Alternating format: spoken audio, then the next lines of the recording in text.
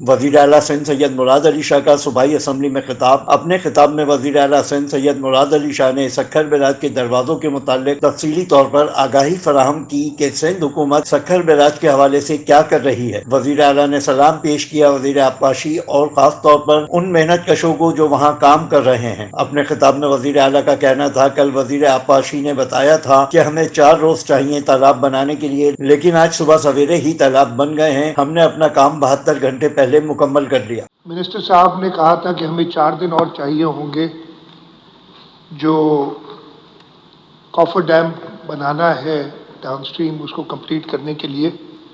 مجھے یہ بتاتے ہوئے خوشی ہو رہی ہے کہ سندھ کے لوگوں کی ریزیلینس کی کل بات کی تھی منسٹر صاحب نے کہ کافر ڈیم آج فجر کے ٹائم پہ کمپلیٹ ہو گیا ہے، اور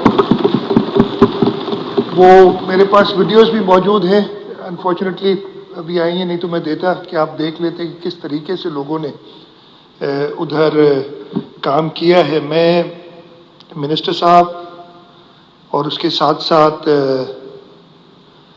جو اریگیشن ڈپارٹمنٹ کے لوگ اور خاص طور پہ وہاں جو لیبر کام کر رہی ہے، جو ڈائیورز ہیں ہمارے، ان کو خراج تحسین پیش کروں گا۔ Afzal Khan, C110 news, Karachi. C110 news, خبر کی اصل خبر۔